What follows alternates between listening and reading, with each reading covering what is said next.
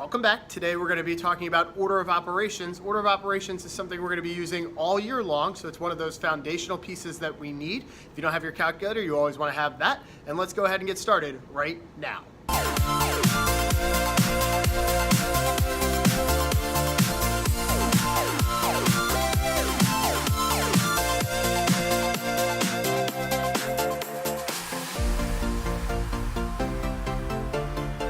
Welcome back. Today we're going to be talking about order of operations. So let's go ahead and get right into it. Make sure you've got your calculator with you, and let's get started now. We're going to start by talking about the acronym that we're going to be using to solve the order of operations. We're going to be using the acronym G.E.M.S. I'm sure you've heard the acronym PEMDAS before. However, we're going to be using more things when we're doing order of operations now. They're going to get more complicated, so we need to have a better way of understanding what we're going to be doing. So we're going to start with G, and that's going to be talking about grouping symbols. And now our grouping symbols are going to include lots of things. They're going to have parentheses. They're going to have braces. They're going to have brackets. When we have all these things, we want to remember that we're going to be working inside out. So whenever you have grouping symbols, you're going to be working at the thing that's the most inside first and then working out. So if you have both parentheses and braces, you'll have the parentheses inside, and you'll do those first before working on the things outside in the braces. The next thing that we need to talk about is E, or the exponents and square roots. So both exponents and square roots are going to be done at the same time. So for example, an exponent looks like this, b to the fourth. A square root looks like the square root of 4. And when we're talking about exponents and square roots, we want to remember that we're going to work left to right. We're talking about M, we're going to be talking about multiplication and division. We have lots of different symbols for multiplication and division. We've got our X for multiplication, our dot, our slash for division, our division symbol. And remember, when we have both multiplication and division in a problem, we're going to work left to right. So even if the division is on the left, we're going to be doing that first because multiplication and division are the same level in the order of operations. They are on the same level, so we do the one that is on the left first, even if that's division. So even if division is in the same problem as multiplication, the one on the left is the one that gets done first. Then we've got S, so we're going to call that subtraction and addition. And again, we're going to be working left to right. So even if the subtraction is the thing on the left, that's the thing we're going to do first because subtraction and addition come on the same level of order of operations. Let's take a look at our first example. So here we are at example A. In an example, I've got 19 minus the square root of 256 times negative 2. So while I'm working on this problem, I want to remember that I'm going to be using G.E.M.S as I go along, and I also want to make sure that I'm copying everything down about the things that I am not touching. So first I'm going to take a look. Are there any grouping symbols? I don't see any grouping symbols here, so I can ignore that. Next, I've got exponents and square roots, and it does look like I have a square root. I have the square root of 256.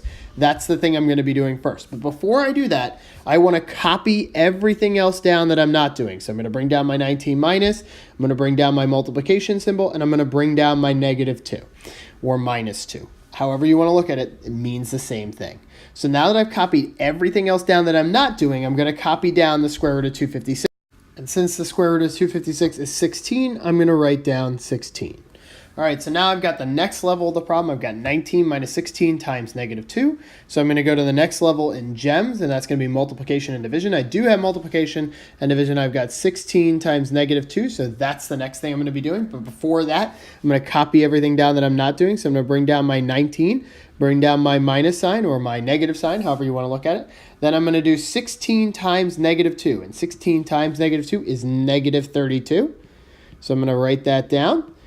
All right, let's take a look at the next step. So it looks like now all I have is addition or subtraction. I've got subtraction in this place. I've got 19 minus 32 or 19 minus negative 32. You can type that straight in your calculator. You can type 19 minus negative 32 and it will give you the correct answer. I'm going to remember my integer rules and I'm going to go, all right, negative is going to give me a plus. So then I'm going to end up with 19 plus 32 as the next step in my problem. So then I'm going to add 19 and 32. And when I do that, I get 51. So my final answer is 51. I want to make sure that I circle it so that my teacher can easily find it on my paper. Let's go ahead and take a look at example B. Here we are in example B, and I've got some parentheses, I've got some exponents, I've got some multiplication division, I've got everything here except addition and subtraction, it looks like. So let's go ahead and get started. So I'm going to start with grouping symbols. So I've got my 24 divided by 6 times 2 all on the inside and to the third power on the outside. So that's the thing I'm not going to worry about because I'm going to be working inside out. I've got division and multiplication inside, and since division is on the left, it's the thing I'm going to be doing first. So I'm going to underline that because that's the thing I'm going to be doing first. And now I'm going to copy everything else down exactly as I see it. So I'm going to copy down my parentheses. I'm going to copy down my multiply times 2. Copy down my other parentheses. Copy down my third power. All right, now I'm going to do 24 divided by 6, which gives me 4. So I'm going to bring down my 4 and put it inside my parentheses. So now I still have something to do inside my parentheses. I have to do my 4 times 2 because that's inside my parentheses. I'm not going to worry about my exponent yet because that's on the outside. 4 times 2 is 8. So I'm going to bring down my parentheses, bring down my 8, bring down my parentheses, bring down my third power. All right, now the only thing I have left to do is 8 to the third power. So again, I can type that straight in my calculator. I could do 8 times 8 times 8, or I can use the power button to raise it to the third power. That's the y with the little x at the top. So I can do 8 to the third power, and 8 to the third power gives me 512. So I'm going to write down 512 and I'm going to circle it on my paper so that my teacher can easily find my answer. And that brings us to the end of this problem. So let's go ahead and take a look at example C. So here we are at example C, and wow, that is a order of operations problem for sure. We have lots of things to do here, so let's go ahead and get started with our GEMS. So the first thing we're going to be doing is looking at our grouping symbols. We've got two grouping symbols here. We've got braces and we've got parentheses. So we need to remember to work inside out. So I'm going to look at the parentheses. They're the most inside, so I'm going to underline that. That's the thing I'm going to be working on. And now I'm going to copy everything else down before I do that. So I'm going to copy down my braces, my 2 to the 4th power, my plus 8, my minus, I'm not quite sure yet. I'm going to bring down my bracket on the other side, divided by negative 2. 6 times 3 is 18, so I'm going to write that down. If you're not sure, you could always use your calculator. Better to use your tools than to get the problem wrong. Let's go ahead and take a look. Now we've got braces. I've got 2 to the 4th power plus 8 minus 18. So since I'm working inside my braces, I need to figure out what comes next. I've got addition, subtraction, and an exponent. So my exponent is the thing that's going to happen next. So I'm going to copy everything else down. I'm going to leave a space there for whatever that is. Plus 8 minus 18, bring down my brace, divided by negative 2. So now I need to do 2 to the 4th power in my calculator. So I can either do 2 times 2 times 2 times 2, or I can use 2 to the raised power there, that y to the x button, 2 to the 4th. And when I do that, I should get 16. That makes sense. 2 times 2 is 4. 4 times 2 is 8. 8 times 2 is 16. So now I've got everything inside my braces, and I've got pluses and minuses, so I'm going to work left to right. You could just type in 16 plus 8 minus 18 straight in your calculator. That will work too, but we're going to go one step at a time here so we don't get lost. I'm going to underline the 16 plus 8. We're going to be working left to right inside our braces. So 16 plus 8 is 24. So 24 minus 18 is what's left inside my braces, divided by negative 2. Now I've got only one thing inside my braces left, 24 minus 18, and 24 minus 18 is 6. So I'm going to bring down my 6. I don't need my braces anymore because there's only one number left.